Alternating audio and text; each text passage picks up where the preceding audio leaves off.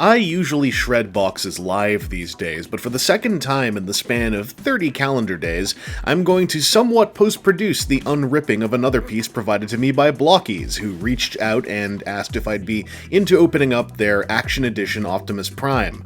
This is a larger solo piece compared to the Galaxy version 4 stuff I shredded prior. It even kinda resembles a Plamo kit. No building to be found here though, only shredding. And anti-shredding. While this Blokees Action Edition G1 Optimus Prime Transformers Model Kits experience comes in a gigantic box, a very sturdy cardstock with holographic thingamies that we kind of remember from the Galaxy version little guys, I'm just going to cut this open and see if I can get a better lay of the land without so much volume. I'm not sure if there's maybe some airspace in here. No, that's just hella bags. It's a whole lot of sprue. Also, please read all instruction before using this product. So there are a lot of sprues and other types of pieces amidst all the baggies contained in that box. There's even stickers, there's electronic parts, I suspect. There may be a battery included, we'll find out. Unpacking everything was pretty easy. The only issues I've had are that this silver sprue is a little bit bent, and one red piece came off while I was taking the red bag out. That's about it. Doesn't seem like a big issue. Just, check your bags and your pressures as you go.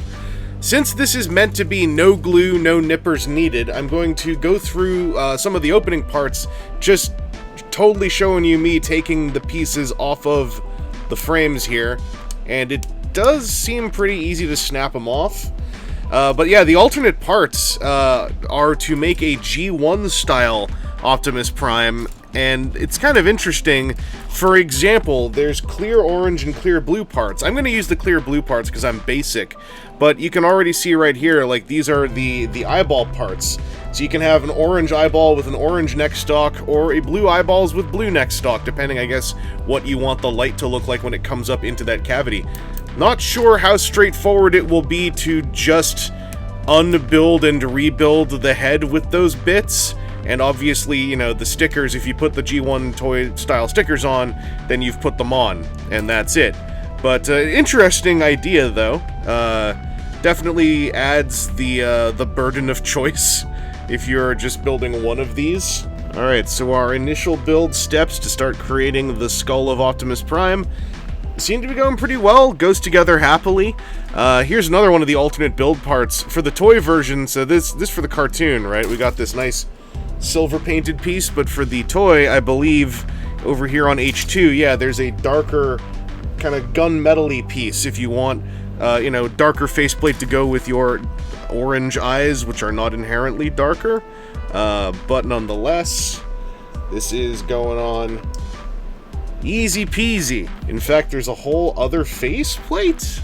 Interesting. And it's not hard to find, like, here's part number 7 on sprue A1, it says up there somewhere. Obviously there's, a red sprue and a blue sprue, so it's also not the hardest thing to figure out as you go. I was putting that on the wrong way around, but it still is not the hardest thing to figure out. Why is there, so there's like a faceplate, and then there's a whole extra hunk of faceplate to go over top. So I guess for the toy style Optimus, it's just to make the eye slit darker. Feels like comparisons to sprue kits from way back would not be unfair, and in fact would maybe be slightly apt.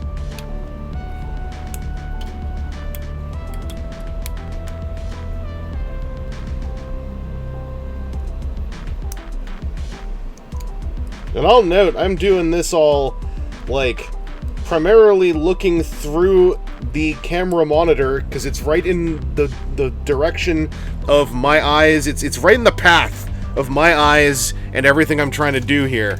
So hey, that's kudos to the quality of part fitment. I don't even need to be able to clearly see what I'm doing, and stuff is all going together fairly happily. Well, I say that, now I'm trying to get a ball socket in with a a neckerchief around it. I have no idea if this is working right. Oh, I felt something click. I need my human eyes. Okay, I think I've got... Nope, I need my human eyes. That's way easier when you're actually looking at it with your human eyes. So there's our first bit of parts assembly. At this point, unless something is really important, I'm just going to pre-pluck the parts and start slapping bits together. Naturally, the very next step involved the battery block, so I'm going to rip this open and let's just see what this does. All the bags have a little rip tab spot, works like a charm. This is apparently magnetically activated, and I saw a pull tab right here, so I assume that this means there are batteries active. Let's find out. So I need this to be oriented like this. If I hover this Autobot symbol around it... Oh, yeah, okay, it does work. And it's an on-off. Neat. So I can confirm that popping all the other bits and pieces off of the sprues was super duper easy.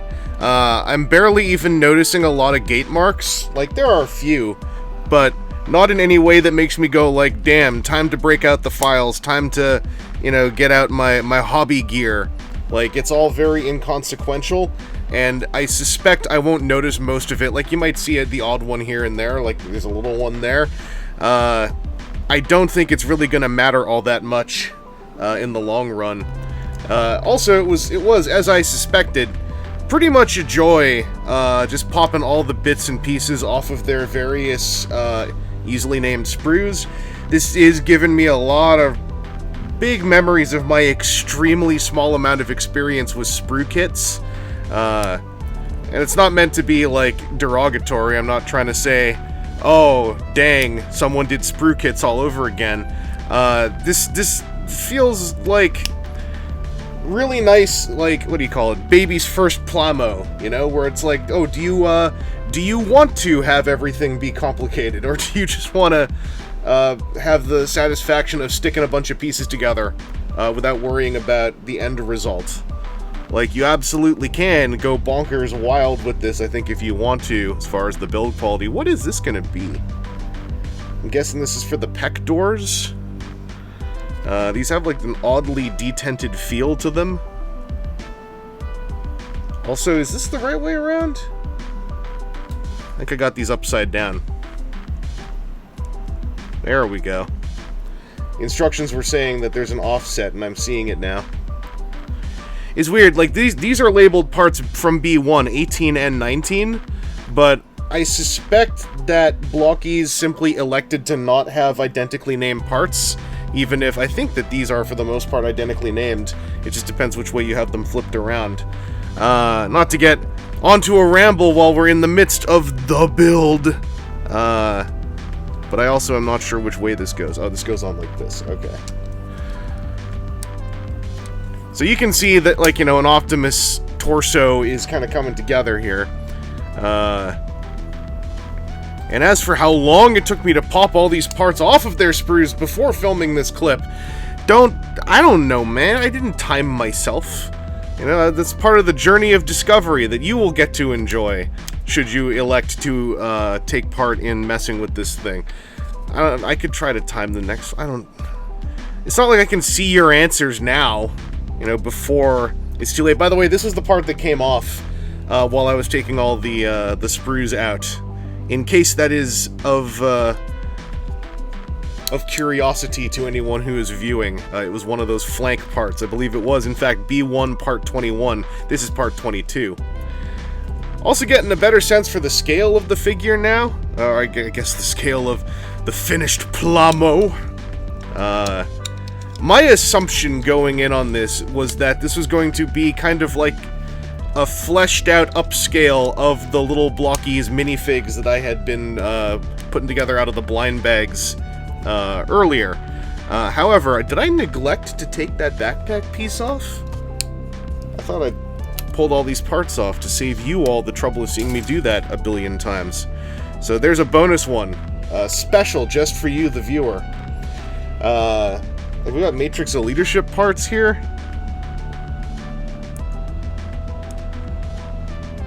There's a little tooth that that guides the crystal piece in. I didn't pop these parts off yet because I wanted to show you the C2 parts have been painted, so they are yellow plastic, but then they were sprayed gold on the sprue. So let's see, that's part C1. Are they both called? No, these are both called C1. So there are some parts that have identical names. Maybe those two little bitty pieces are more different than I anticipated. Also, which way does this go? This way? Yeah, there we go. And we got one more for the back. It's nice that despite this clearly being like a one-sided matrix as far as the light-up feature, it still gets a full casing so that, you know, as a little figure prop, you know, it'll still be doing its thing. I'm gonna just make a guess that this plugs in like that, and then I'm gonna assume that, where did I hover this before? Was it over there? We go. Look at that lit up. In fact, I'm gonna make one more assumption. Let's just see what happens when I pop this into the neck joint there. Now that we've got a whole bust. Yeah, that's not that bad for light up. Looks cool. And then turns off. Neat function. We've got to still do his boobs. So each of these are 3-layered parts. It goes red, then clear blue, and then bright silver. And then a bunch more identically named components, all called C11. There's 4 of them, and you put 2 per boob. So it's just like that, and then perhaps, I gotta squeeze this all together, this will happen one more time! Now we slot them into those 2 tiny little flap pieces that we saw before, and those absolutely were the pectoral actuators, the floppity boob bits. So there is a slight detented feel to the outer range of the boob windows. So interesting. We've also got a bust. The basics of a crotch are very simple to put together, but then we get into the minutiae. We've got all these silver bits. We've got all these little yellow bits to stick inside the silver bits. It could be a whole lot of, you know, fiddly bother, but it's actually really straightforward. I do always like what I always still call the Kotobukiya way of having these insert parts in place of like what could be stickers or paint apps. I have been told this is not really exclusively the Kotobukiya way anymore, but like, look, someone told me about that when I got my R-Gun kit like 100 years ago, and I can't form new memories, you know, so I'm just rolling with what I got. Anyway, here's some side skirts. They clip on, so I guess they're gonna have some flap action. Hell yeah. We're about to complete the crotch with, you know, the butt of Optimus Prime, its own dedicated silver-painted piece. High-end, very delightful to look at. We've got the front hunk, and then we've got Optimus Prime's undercrotch, the blue strip, the untouchable part. And this should just go right there. Now, I'm going to jump ahead a little bit, and I'm going to take the torso, much like I did with the head. We're going to attach this. We're just going to go as we go. And there, we've got to look at some of the motion in action right now. This is Optimus when he's like, oh god, someone help me, please. And let's help him. Let's make some limbs. We're just going to head straight into doing an arm. I am probably going to do this arm and see what this process is like live. You know, see if I get, if the dream happens where I'm like, dang, that arm was so fun to put together. I am hyped to basically do all of that over again for the other arm, because Optimus Prime is, you know, one of those dudes with symmetrical arms, one of those boring older men with 2 arms and 2 legs that are more or less identical. We've all got them in our lives, and, you know, we just do our best. Y'all know what I'm talking about. I, at first, was wondering if this was going to be one of those kits where I'm building, like, I don't know how else to put this, but like an internal superstructure and then slapping Optimus Prime parts over top at the end. I'm not sure if that's something that's doable with this kit. I'm getting the feeling that one could technically build all the inner skeleton first, but as it is, this does seem to be very much your average, like, you know, build a limited time. I am curious if there is, like, the ability to have a a skeletal build off of this. Am I putting this together the right way? Am I going backwards? I'm going backwards. Okay, well there's my problem. Something about this is feeling kind of funky, but we're gonna see if we've got it together still. Will this connect? Will this connect? It's really fighting me on those internal ridges. I think it's connecting, though. It looks like it connected. What a thumbnail, by the way, right there. Just put that right out there on the thumbs, on the nails, on the... It looks like an... Anyway, yeah, I'm pretty sure I got it. So we've got this little red cover piece that goes here. I'm curious if this is meant to come off again later for the sake of play pattern. But also, once again, that thing I like to call the Kotobukiya thing happening. Now these hands, when I started popping the parts off for these, I got very scared for a moment, because I saw all these little Keith's Fantasy Club style ball socket things. However, while there is a thumb, there is also this. 3 interlinked fingers. Now I'm curious, since they're all ball socketing in, if it's possible to slice them to be 3 separate fingers, or if you'd even want to. But you do get a separate index finger that goes in like that. And then what's kind of funny is, for the sake of having like a pointing hand, there's just a different straight index finger that you put in for when Optimus does that thing where he points. That's a very cute way to do that. That means that, you know, you don't have to be supplied with an entire extra set of hand parts. There's some gate mark. Get off. And we're in. Alright, there is Optimus with hand. Does it form, or with arm, not just hand, excuse me, Optimus. Does it form fist? Kind of? Sort of? Bit of a messy fist? Anyway, he needs another arm, so, while summoning this arm into existence, I realized, yeah, you absolutely could do a display of this where you have all the red parts not attached, because there's literal, like, hydraulic greebly sculpting on all the dark gray stuff that's now covered up by the red bits. You can see it on, like, some of the leg parts I have yet to add in. So, yeah, that's absolutely something you could be doing. I think there's even a picture of it on the box. Oh, look, there's a picture of it right there on the box. Anyway, it's time to prepare for some leg components! Let the leg parts begin. Now I've got to try to keep track of where all... There are a lot of leg parts. There are a lot of leg parts. I think I'm keeping track of them decently. Yeah, that fits. And then this bit is also a leg part. The legs... I vaguely recall from the Gunplas that legs tend to just be like this. They tend to be the complex bit where lots of things happen. Also, I am now 100% certain that there is a way to do a really cool, like, skeletal build of this Optimus.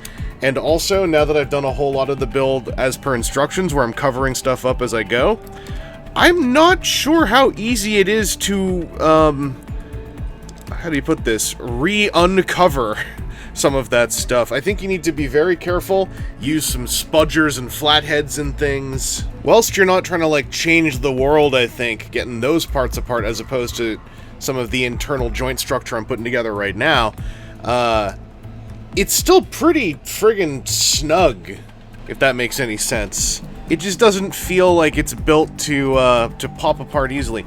Good for the sake of playing with the figure, but we'll see once I get more of this done, like, how correct I am about that assumption. Because it would be neat to come in and, like, paint, you know, some of this wiring or this little hydraulic piston there. I think that could be a fun way to spruce up this piece. Actually, this is the clearest it's been, I think, that this is a possibility. Like, this internal leg structure that I'm building right now is, it's not so fast on the draw of, like, plugging stuff over top immediately. Man, you can, like, barely see one of those wheels in there, but it's in there. But yeah, you see what I mean? Like, look at all this, right? Like, this could have all just been flat, but instead it's imminently spruceable, I guess I could say as the term. I am recognizing some of the other design notes now of, like this resembles those forearm bits where there's some mounting dashes here. Once again, getting the big Kotobukiya bit on. Here's a big silver painted piece, and now we've got Optimus Prime's, you know, whatever you call the flaps on the front of his legs. His Cybertronian sweat glands. And yeah, now I've completely covered this up. Now, much like with the upper shoulders, there's like a, we're forming a tab that's going to get covered by something. With that uncovered, it's not impossible to pry this apart. So maybe this isn't as hard to do as I thought it might be. But we are going to be covering up some stuff up here with some thigh. And this is going to be our little clasp for the side of that. Attach some foot there. There's some fake hydraulic piston. Again, that'd be really fun to paint up to enhance that effect a little bit. And then we're taking this piece here. And there is a leg. So if we hunk that leg in, get out of the way, skirt, hunk that leg in. Is there a click? I'm not sure. But now, okay, now I've got a sense of the full height of this Optimus Prime. The leg has got its motion. Let's get him his other leg. We're legged! It's a complete Optimus! However, we're not done yet. Number one, Optimus needs to big dog all over Sideswipe. So first, we're gonna pop these two pieces together and then slap on a couple of ball socket connected nozzles. Now we've got an option part backpack, so we can pop this piece off of here. We can wiggle, and this is not easy to pull off, holy moly. This is I think this figure, this figure calls for a spudger. I almost wonder if one should have just been included with the kit, because holy crap. Nothing about that was easy, but now we can pop this in. There's more grip surface on here, so I can get this back off of him later. And now he's jetpack equipped, but that's not all. What if we want to be really rote and make people say, hey, do you remember G1 from that time with, on dam with water? So there's two pieces going together to form a ball socket connection. A prime axe. But that's not all. I definitely need a tool, I think, to get these back out, but you could pop those wrist bits out, and you'd have a little pop-up projection, or a little pop-up computer screen.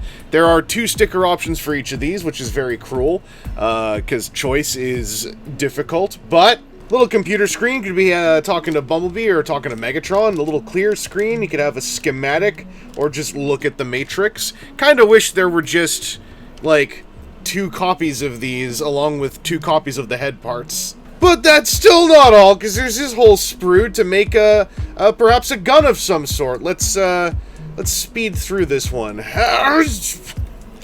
And you got this gun with, like, boy howdy, some of the functionality. So there's a sliding, like, click shotgun thing down here. That's kind of cool, but also, that's so neat. When I realized I was putting that together, then I was like, maybe I should have captured the moment, but also, surprise for you all. It's pretty easy to put together. This bit, you just got to make sure you're sandwiching them around this rail. Anyway, Optimus over here, you can get him to hold his ionic blaster in a very masterpiece-esque way with an internal palm tab. I hadn't actually tried doing this yet, but it seems to not be too hard to get it in there. And, pretty rigid. Also, I was able to pop out one of the filler pieces in there. They are pseudo ball socketed in, but it's not easy to get them out. And I chose to put this sticker onto the little holographic display. However, I might just put the other one on the back, because I thought they were going to be silvery on the back. They're just white adhesive on the back, so it doesn't look amazing from this side. So I might just make this rotatable in hindsight. But for the little computer communicator thing, I went very obvious with who I chose. Of course, he's going to be calling his ex and going like, maybe we should have coffee sometime. By the way, some other stuff I noticed messing with this that I did not while I was building it. When you want to have some clearance, right, for outward shoulder movement, when you move this out, do you see how it's sliding the shoulder pad outward slightly when I do that? that explains some of the weird, like, rail-like systems I saw inside these blocks. And it does allow for you to do, you know, point. Like, look over there! Also, there is a very spacious display base. And it does have a little bit of accessory interactivity in that there's spots to plug in, you know, the little computer, that thing. The magnet activator for the lights can peg into one of these holes as well, so it looks like it's just part of the base, which is kind of cool. I'm not sure if things like the spare fingers... No, they don't. Nor do I... Actually, this might. The wrist plug might. Yeah, because it uses the same size. So these things, if you're not using one, you could pop it in there so you don't lose it. And then, obviously, Optimus's foots can use those two larger... kind of blocky, Lego-y looking pegs in the central area on the base. This stuff, I'm not sure if this stuff has the ability to make use of these. Well, you can kind of rest that there, so it's not the worst, but it certainly is not in there solidly. Like, you can just knock that back out. I also gotta, you know, give some props to the instructions. Number one, there is a whole part where it's like, no, here is how to switch to the toy head. Simply disassemble the entire head and rebuild it with the spare parts. So they are saying, yeah, give it a try. And then here's the toy style stickers. You obviously can't pull those on and off, but it's metallic shoulder emblems and the kneecap bits and toe bits. Once again, I think just having a second head and second copies of these things, and this thing costing maybe $15 more, I think would have been kind of a baller move. I understand what they're doing, but boy, it would be nice to just have this as like part swap versus, you know, make a decision. Also, here in the back, they absolutely show, yes, you could skeletally strip this down, so I simply had to go to the back of the manual to have that question answered for me.